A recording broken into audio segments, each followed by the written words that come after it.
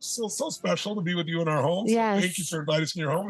Sage is, look, she's my wife, but that's all you could say I'm partial. She's one of the smartest, most spiritual, most beautiful humans I know on earth. I think the gift that God has given me for helping millions of people is I got this woman as my wife and love and Uh, partner. Thank you, honey. One of the beautiful gifts in this space between our love, our relationship, is we both have an utter commitment to take responsibility for our suffering. Asking questions, inquiry is a path through that bound, stuck energy of an internal nightmare. A lot of times, so innocently, mind is looking externally. Well, if he changes, if she does this, when she does that, then I'll be happy. I don't know about you, but I haven't found a human being on the planet that I've been able to change yet. Through our love, but not through the expectation or the demand that I need you to behave differently in order for me to feel more comfortable. That's crazy. This is actually where we all meet in this human journey. It transcends every religion, every race. We all meet in this internal experience of mind that can be beautiful and expanded and freeing, or it can be bound and restricting. We have a dear friend named Byron Katie. Yes. And if you haven't picked up some of her books, one of the first books was called The Work. Mm-hmm. And what we have in common is we believe that the only way things change is by inquiry. In other words, things stay the same unless you question them. That's all inquiry is, right? Mm-hmm. And so I have a lot of questions. My Pearl has a lot of questions. Yes. But Byron Katie went through this experience where she literally felt she lost her mind. Mm-hmm. Literally, she was having a mental breakdown. And then she began to realize I'm only having these feelings because I'm believing these ridiculous thoughts. We all have thoughts. It's when you believe a thought that it takes control of you. So in order to get beyond that and come up with a new thought, she came up with what she calls 4 questions and a turnaround. So I'm gonna give it to you real quick. I'm gonna chunk it the way I do it. I make it 3 questions just to simplify it a little bit. So the first step, if you're going to make a change, besides getting enough reasons to do it, having a big enough why, enough leverage, is you have to break the pattern. So you got to interrupt the pattern. So if somebody says Susie's a so-and-so, and it's a derogatory term, or John's a jerk off, whatever the term is, her first response, or I can't do this, or it's impossible to grow my business, or I don't have the capital, or whatever limiting belief you have. Her first question she asks is it true? I go a little bit beyond that because sometimes we say, is it true? People go, yes, it is true. It's just a reflex. Is it true? Could this be a misinterpretation or misperception about Susie or about myself, about my business, about my resources, about the economy, whatever it is? Do we have all the possible information necessary to know exactly what this means? So do you really know what's going on with Susie? Do you know if she's having an illness? Is there somebody in her family that's being hurt? Can we really know everything to know that Susie's a B, And if you keep asking this question, most of the time, if you're honest, you go, well, no, we don't have all the information, know exactly what's true. It's possible it's a misinterpretation. The moment you see it's possible that a limiting belief is no longer true, that starts to break the pattern. Second question, now that we start to break the pattern, is now we got to get what I call leverage. Change is never a matter of ability. It's always a matter of motivation. Meaning, if you said, I can't stop smoking, and somebody came up from the mafia and said, I got a gun, I'm going to kill all of your children if you ever touch another cigarette, and we're going to monitor you 24/7. It sounds horrific, but I bet you could stop smoking. It's never can you, it's will you, and the only reason you will is you got strong enough reasons. And it's designed, in my view, to get leverage. And what she asks is, what do you feel when you say I can't grow my business or the economy is out of control? What do you feel when you say I can never lose weight? When you believe that thought, what does it do to you? And a person may say, I feel pissed off, or I feel frustrated, or I feel overwhelmed, or I don't have space in myself to even feel alive. And what that does is it makes people find what they don't want. It gives them a reason to change. Third question you're going to be asking throughout there is you want to annihilate the old belief. And the simple way in which she does this is she asks this question. She says, if that thought never existed, if you never thought Susie was a bee, never thought you weren't sexy, what would you be like if you didn't have that thought constantly in your mind? And so what this does now is we've gone beyond leverage. Now we're starting to make a change. And the person will say, well, I feel happy if I didn't think Susie was mean to me or Johnny was a jerk or whatever. It puts you in a state beyond the limiting belief.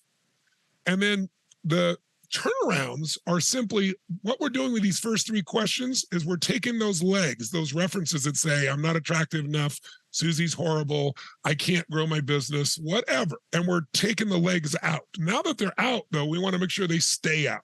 So she does a turnaround. And her turnaround is, what's the opposite of it's impossible to grow my business? Well, it's totally possible to grow my business. And that's the second part. You do the opposite. So it can't be done. It can be done. That's a simple turnaround. It must be done. I will do it. When I'm judging Susie, how do I treat her? Well, I'm a bitch. I'm a bastard. I'm a jerk. Oh my God. That starts to really change the game. And then she asks you to come up with, what are 3 ways that you know that you have been terrible to Susie? Or what are 3 ways you know you could grow your business? 3 ways you know you're truly attractive. Well, I love people. I love to please people. Whatever. And you come up with 3 reasons. And now you've built a new belief, a new tabletop. Now, I've done that in hyperspeed, but how many get a feel for that? If it makes some sense to you, make some noise. I know you're getting it there. And so you can do this whenever you have a limiting belief, and it's a really beautiful format, and it really works. Sage's question has been one of the most beautiful things for her. Has always been, where's the good in this? Mm-hmm. And no matter what it is, once she can find the good in it, the pain disappears. Yeah. So that's been her base. But why don't you share some of the questions that I know you asked? Because you write them down the other day. Yes, of course. You know, there's certain questions that I find helpful. One is, okay, say if I'm feeling resistance or if I'm feeling stuck, what might I be missing right now? And usually what I'm missing is the other's perception, the other's experience. And once again, if you're asking that question without receptivity, but if there's a willingness, it's like, okay, what am I missing right now? Say if I walked in and Tony was really focused on something and me focused on so his face is, you know, he's maybe less emotive, and I mean like a really loving, happy gesture. And I walk in, and as a younger version of myself, I misinterpreted. I would see him in a certain state and I would think, gosh, he's upset with me. He's mad at me. At times, as life went on, and if I was believing that thought, then when I would see him the next time, that thought is like an overlay on reality. I'm not seeing beautiful man who's walking into the kitchen and, hey, hon, hey, babe, let's have dinner. I'm not experiencing that because 1 hour earlier, if I'm believing the thought that he's upset with me. And so now I really, just in real time, is it true is definitely an ongoing, but another one, a complementary one is, okay, what are you missing? Gosh, what am I missing? You know what? I remember earlier today, Tony mentioned that his shoulder was really bothering him. What else am I missing? You know what? He's prepping for this event. He's got 10,000 people for an event in a half hour. He's probably maybe a little stressed for time. Nothing to do with me. And so that question for myself, it helps me to walk in the other's shoes and to see beyond the story, or to see beyond the belief. An internal one, this is just for my own body. I'll ask myself many times a day, okay, how can I bless my body? Sometimes I might have a drink of water. Sometimes I might pop outside and I'll ask myself, how can I bless my body right now? Or how can I bless my being? And my being is different than my body. My being a lot of times wants to slow down. I might close my eyes. I call it like 60 seconds of grace. I'll just close my eyes and invite my awareness, my attention inward. That's nurturing for me. We all know what it feels like to be out in the world and you walk in your home and there's that feeling of inquiry invites us home.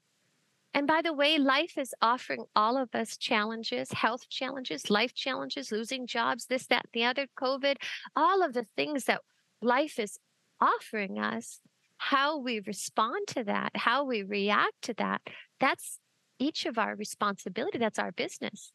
And so in our own relationship, it's so beautiful because it's two human beings taking responsibility. You're taking responsibility for your own feelings, 100%. your own beliefs, your our own suffering. feelings. In other words, whatever pain or frustration or upset or suffering you may have, it's like it's all internally created. We want to say it's the outside world. You triggered me. That's the new famous term. You made this not a safe space. You'll never be able to control the external world to be exactly how you want it to be. You'll never be safe doing that. You have to create the safety inside yourself because you want the answers. My wife is so beautiful in wanting to see what she's not seeing within herself. I try to do the same thing. And that's why we go in with the purest intent to Yes. get to a deeper truth, because we know that'll give us freedom, and that freedom Yes. allows us to love more, share more, create more, and be closer to each other and to everybody else that we love in our lives. It's such an unbelievable, powerful tool to notice, to appreciate, and to just uproot what's clunky and what's no longer serving, and to transcend and to transform that through the power of inquiries.